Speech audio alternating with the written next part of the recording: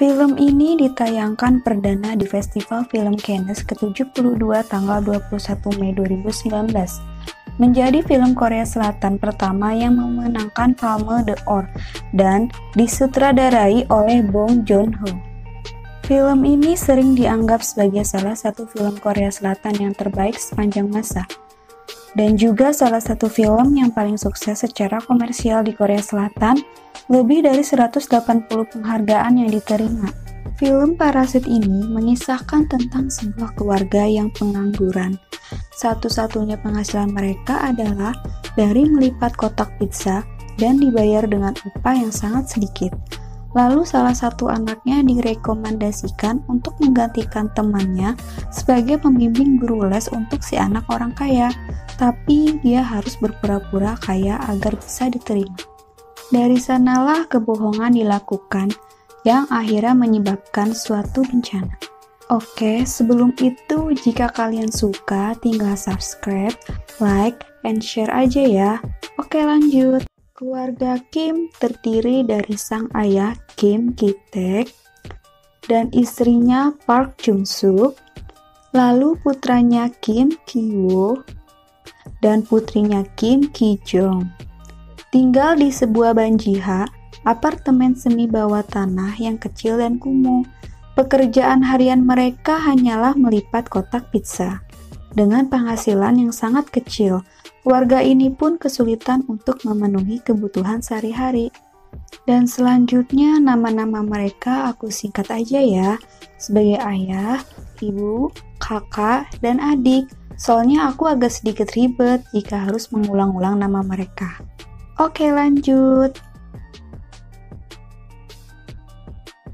Scan dimulai dari sang kakak yang kehilangan jaringan wifi dan bergegas mencarinya dengan sang adik hingga sampai ke sudut-sudut rumah karena satu-satunya akses internet mereka hanyalah dari wifi itu.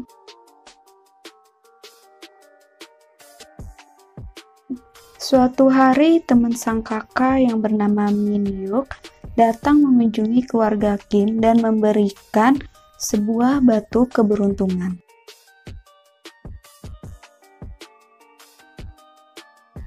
Lalu sang kakak dan temannya itu saling mengobrol, dan teman sang kakak menceritakan bahwa dia berencana ingin menuntut ilmu ke luar negeri, sehingga menyarankan sang kakak mengambil alih pekerjaannya sebagai guru les private bahasa Inggris untuk Park Da-hye, anak perempuan dari keluarga kaya Park Dong-ik dan istrinya Choi Yeon-gyo, dan mempunyai anak kedua bernama Park Da-song.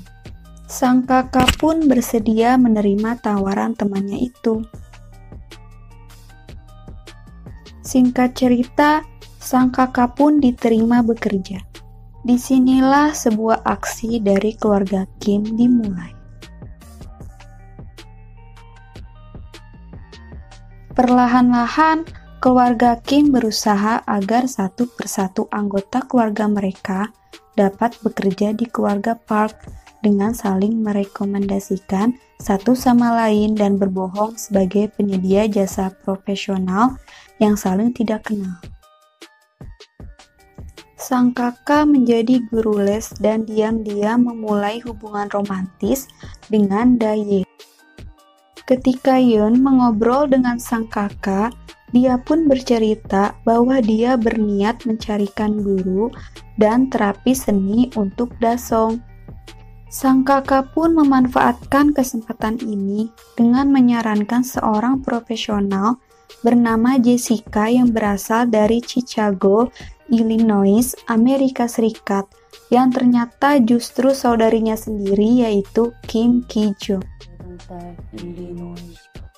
Sang adik pun berhasil menjadi guru les untuk Da-song. Singkat cerita, sang adik pun kemudian memfitnah supir keluarga Park dengan meletakkan celana dalamnya di dalam mobil milik keluarga Park. Keluarga Park pun akhirnya mengusir supir itu dan menggantinya dengan seorang mantan supir valet yang ternyata tidak lain ayah mereka. Dan untuk sekian kalinya, Sang ayah berkomplotan dengan kedua anaknya untuk menarik sang ibu menjadi asisten rumah tangga dengan mencoba menakut-nakutin Yeon bahwa pembantu mereka saat ini, Moon Gwang, mengidap penyakit TBC dengan memanfaatkan alergi buah persik yang dideritanya.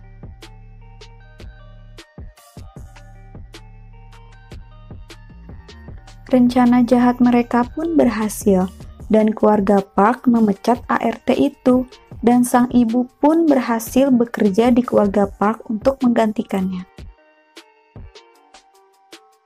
Suatu hari, keluarga Park pergi untuk berkemah selama 1 hari 1 malam sebagai hadiah atas ulang tahun Dasong. Sementara keluarga kaya itu pergi berlibur, keluarga Kim pun memanfaatkannya dan berpesta pora, menikmati fasilitas mewah dan mabuk-mabukan di rumah itu. Hingga suatu ketika, pada malam hari itu saat hujan deras turun, Moon Gwang datang yang sebelumnya mantan ART dari keluarga kaya itu yang dipecat. Dia pun tiba-tiba meminta izin masuk ke rumah karena ingin mengambil sesuatu di ruang bawah tanah. Saat seluruh keluarga bersembunyi, sang ibu pun mengizinkan Moon Gwang masuk. Tanpa diduga siapapun, Moon Gwang menunjukkan sebuah bunker tempat suaminya yang bernama Geunse bersembunyi selama 4 tahun untuk menghindar dari jeratan rentenir. Ketika sang ibu mengancam akan memanggil polisi, sang ayah, kakak, dan adik terjatuh ketika sedang mengintip, dan kebohongan keluarga Kim secara tidak sengaja terbongkar. Tanpa pikir panjang, Moon Gwang memanfaatkan kesempatan itu dengan merekam mereka dan mengancam untuk mengirim rekaman itu kepada keluarga Park. Lalu Moon Gwang dan suaminya menyandra mereka. Namun saat Moon Gwang dan suaminya lengah, keluarga Kim berusaha merebut ponsel Moon Gwang dan saling berkelahi di ruangan keluarga. Dan akhirnya, keluarga Kim berhasil merebut ponsel itu. Singkat cerita, karena hujan yang sangat deras, keluarga Park tiba-tiba membatalkan liburan mereka dan menelpon sang ibu. Mereka pun panik dan menyekap Moon Gwang dan suaminya di bunker, serta membersihkan ruangan keluarga dan kemudian bersembunyi. Sementara sang ibu terbirit-birit memasak ramyeonse sebagai permintaan Yeon sebelum tiba di rumah. Ketika Moon Gwang berhasil melarikan diri dan menuju ruang keluarga, sang ibu pun menendangnya kembali sehingga Moon Gwang terpental ke bawah. Dan kepalanya membentur dinding sehingga mengalami gagar otak. Saat sang ibu menyajikan hidangannya, Yeon mengungkapkan pengalaman traumatik Dasong yang pernah dia alami beberapa tahun lalu saat ia melihat sosok yang dikira hantu. Yang sebenarnya adalah Geunse yang keluar dari bunker. Saat keluarga Kim yang terjebak dan bersembunyi di bawah meja, Dong-ik mengeluhkan soal bau badan supirnya, yaitu sang ayah kepada istrinya. Lalu setelah itu, mereka memanfaatkan keadaan Dong-ik dan istrinya yang tertidur. Sang ayah, adik, dan kakak meninggalkan rumah itu dan berlari ke rumah mereka.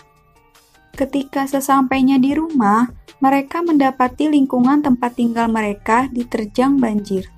Apartemen mereka terendam hingga setinggi dada, dan mereka pun langsung berupaya menyelamatkan barang-barang yang masih bisa diselamatkan. Singkat cerita, sang kakak membawa batu keberuntungan ke sebuah gelanggang olahraga, tempat di mana warga yang kebanjiran diusingkan.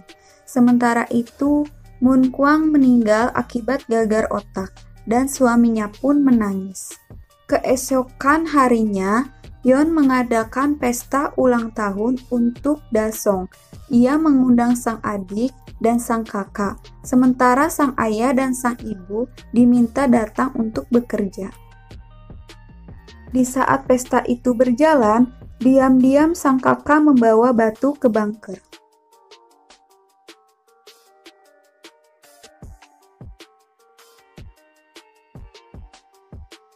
Tanpa disadari, Gensai tiba-tiba menyergap sang kakak dan memukul kepalanya dengan batu hingga pingsan.